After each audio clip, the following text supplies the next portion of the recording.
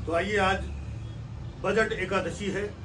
Budget Ekadashi के महत्व के बारे में आप लोगों को बताता हूँ कि ये बजट एकादशी जो होती है, इस दिन क्या करना चाहिए, क्या नहीं करना चाहिए, किस माता का स्मरण करना चाहिए, इस बजट एकादशी के कौन कौन से फल की प्राप्ति होती है, क्या क्या होता है, इसके बारे में संपूर्ण रूप से हम आज आपको बताएंगे।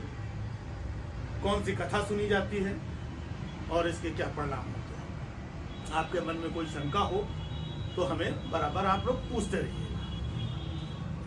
तो ये जो है बजट एकादशी, इसमें माता निर्मला का हम ध्यान करते हैं और माता निर्मला का ध्यान करके हम टीवी के समक्ष बैठते हैं और उनकी कथा सुनते हैं।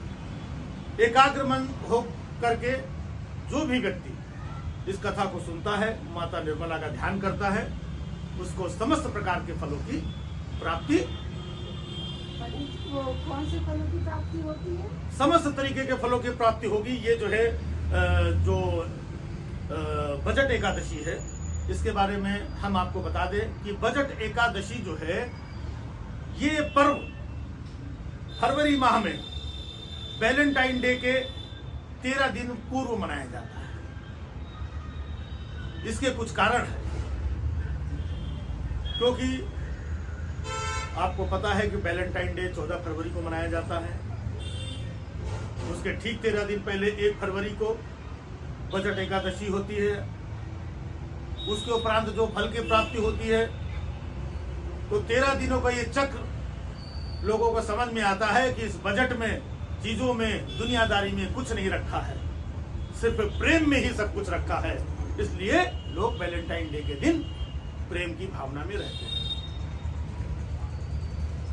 तो बजट एकादशी के दिन अपना सर्वस्व निछावर करके माता निर्मला का ध्यान करें और माता निर्मला का ध्यान करने के उपरांत सर्वस्व उनको निछावर कर दें।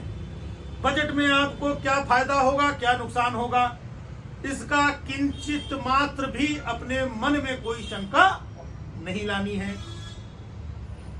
विधि विधान से बजट एकादशी का पूजन करने के उपरांत जो प्रसाद प्राप्त होगा, जो भी फल प्राप्त होगा, उसे आप लोगों को सहृदय ग्रहण करना है। उसमें कोई शंका नहीं धारण करनी है, कोई प्रश्न नहीं खड़ा करना है। यदि आपके मन में इस बजट को लेकर के कोई शंका आ गई, कोई प्रश्न आपके मन में उठ गया, तो आप लोग देशद्रोह को प्राप्त होंगे। अतः आप लोगों से निवेदन है कि जैसा भी, जो भी बजट है, ये इसको आप हृदय से स्वीकार करें। इसी में आपका भला है। और ये जो एकादशी, बजट एकादशी है, इसकी कथा के बारे में हम बताते हैं आपको। इसकी कथा माता निर्मला स्वयं टेलीविजन पे आकर के घंटों करती हैं, अंग्रेजी भाषा में करती हैं। आपको बिल्कुल भी समझ में नहीं आएगा। जिस तरीके से आपको बजट समझ में नहीं आएगा, उनका भाषण भी आपको, उनकी कथा भी आपको समझ में नहीं आएगी। लेकिन आपको शंका नहीं करनी है। क्या नहीं करना है? शंका नहीं करनी है। एक बार जोर से बोलो, माता निर्मला की जय, माता निर्मला की जय। प्रभु नरेंद्र का भी स्मरण करेंगे हम लोग, प्रभु नरेंद्र की जय। अब कोई शंका हो, कोई मन में प्रश्न उठ रहा हो, तो आप लोग हमसे प्रश्न कर सकते हैं। ये बजट में पेट्रोल के दाम और गैस के दाम और तेल के दाम में कुछ फायदा होगा कि नहीं होगा? ये देखिए, ये सर्वस्व माता के विवेक पे निर्भर है। आप लोग किंचित मात्र भी शक और शंका ना करें। चाहे डीजल हो, पेट्रोल हो, गैस हो, इसके भाव कितने भी बढ़े, लेकिन आपको बिल्कुल किंचित मात्र भी अपना विवेक, अपना धैर्य नहीं खोना है, वरना देशद्रोह को प्राप्त होगे।